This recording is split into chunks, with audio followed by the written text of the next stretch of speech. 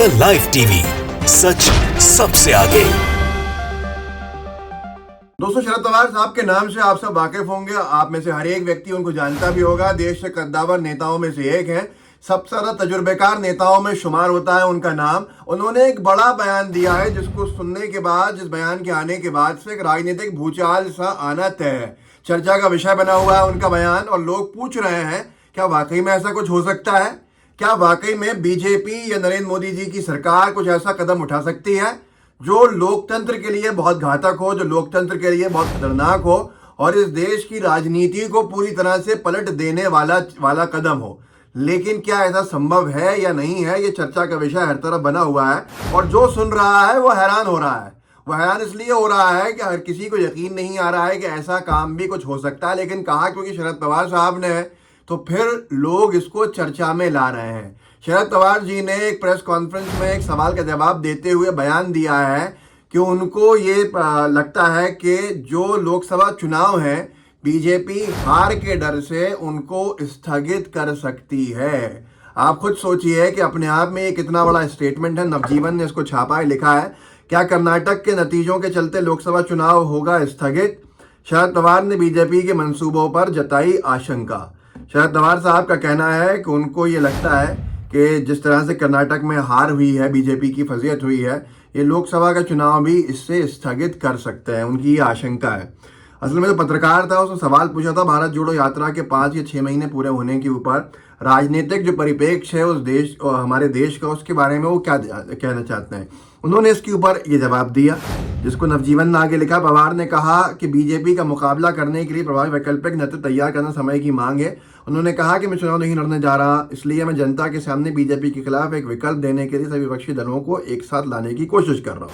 आगे उन्होंने ये कहा कि उनको ये आशंका है कि इस तरह से जो बीजेपी हारी है कर्नाटक चुनाव, तो ऐसा लगता है कि उनके मंसूबे जो हैं उसके ऊपर उनको आशंका है कि वो चुनाव भी लोकसभा का रद्द कर सकता है। अच्छा, लोकसभा बीजेपी के लिए एक मुसीबत बना हुआ है।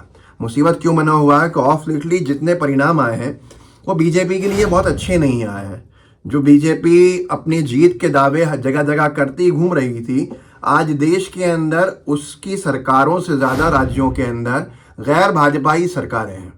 और कांग्रेस की बात करें, जो मुख्य विपक्षी दल है, बीजेपी के बराबरी का दल जिसको कहा जाता है, सबसे ओल्डेस्ट पार्टी है जिसने देश में सर्वाधिक समय सत्ता में रहने का काम किया है, और सबसे ज़्यादा खतरा बीजेपी को है, या कह लें कि एकमात्र खतरा है तो वो कांग्रेस है। कांग्रेस के जो सरकारें हैं पूर्ण बहुमत की, वो लगभग 4 से 5 राज्यों के अंदर, और बीजेपी की जो सरकारें हैं वो 5 राज्यों में है, क्योंकि असम भी मैं कहता हूँ गठबंधन वाला राज्य है बीजेपी का, इसलिए वो पूर्ण बहुमत की सरकार वहाँ नहीं है, और पूर्ण बहुमत से एक विधायक कम भी है वहाँ पे। लेकिन अब ऐसी स्थिति में 4 और 5 राज्यों की सरकारें बीजेपी और कांग्रेस की लगभग बराबर, क्योंकि एमपी बीजेपी ने हथिया लिया था, वरना 4 होती बीजेपी की और कांग्रेस की 5 होती। ऐसी स्थिति के अंदर बीजेपी के लिए लोकसभा मुसीबत बना हुआ है। क्यों बना हुआ है मुसीबत? जिसको देखते हुए आपने देखा कि राहुल गांधी जी की सदस्यता तक रद्द कर दी। यहाँ तक भी इंतजार नहीं किया कि अपील कर जाएं और उनके सदस्यता के ऊपर कार्रवाई ना हो। लेकिन बहुत बड़ा विषय ये बन गया है कि अब बीजेपी की चिंता लोकसभा को लेके इसलिए भी बढ़ रही है कि घटक दल जो हैं उसके, वो कई सारे साथ छोड़ चुके हैं। कई राज्यों के अंदर बीजेपी की सरकारें नहीं हैं। शायद इसी सब के चलते शरद पवार साहब ने ये आशंका जताई कि बीजेपी चुनाव जो है लोकसभा का रद्द कर सकती है। अब आप देखिए, एबीपी ने लिखा कुछ वक्त पहले कि यूपी पॉलिटिक्स, इन आंकड़ों ने बढ़ा दी है बीजेपी की चिंता। लोकसभा चुनाव के लिए पार्टी में चल रहा है महामंथन। अब आप खुद सोच लीजिए कि बीजेपी के लिए चिंता का विषय बन चुका है लोकसभा का चुनाव 2024 का।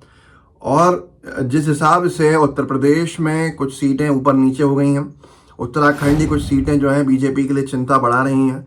महाराष्ट्र, बिहार और राजस्थान में हनुमान बेनीवाल का साथ छूटना, और साथ के साथ में अकाली दल का साथ छूटना पंजाब, इन राज्यों के अंदर बीजेपी का सीधा जो झटका है वो घटक दलों से हुआ है।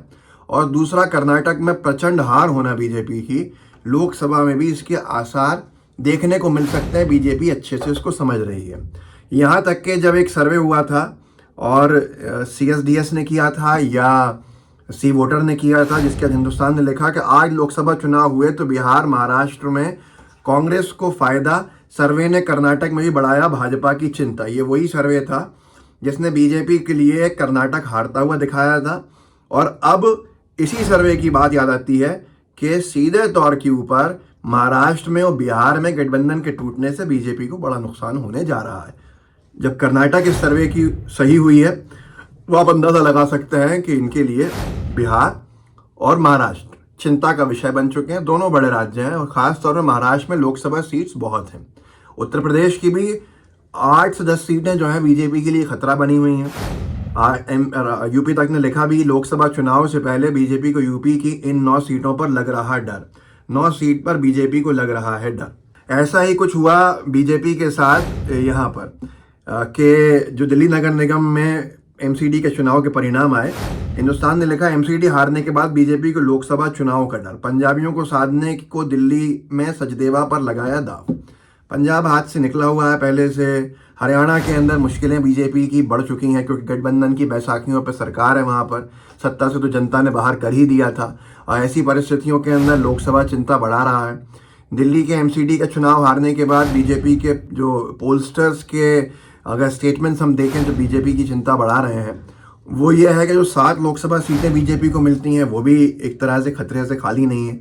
इन सारी परिस्थितियों के बाद कर्नाटक के परिणाम आना और फिर शरद पवार साहब का ये कहना कि उनको आशंका है कि बीजेपी लोकसभा का चुनाव स्थगित कर सकती है हार के डर से, तो ये एक बड़ा स्टेटमेंट भी है, बड़ा विषय भी है और चर्चा इसकी हर तरफ हो भी रही है सिवाय गोदी मीडिया की। क्योंकि गोदी मीडिया तो चर्चा करेगा नहीं इसके ऊपर। जहाँ बीजेपी की मुश्किलें बढ़ती हैं वहाँ गोदी मीडिया की चर्चा आप नहीं सुनते हैं।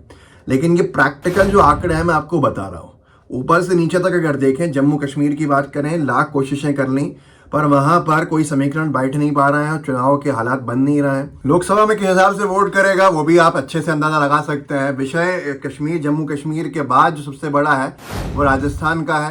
राजस्थान में अच्छी खासी लोकसभा सीट से हनुमान बेनीवाल जी वहाँ पार्टी का साथ छोड़ चुके हैं बीजेपी का, तो इसलिए बीजेपी के लिए चिंता वहाँ बढ़ी हुई है।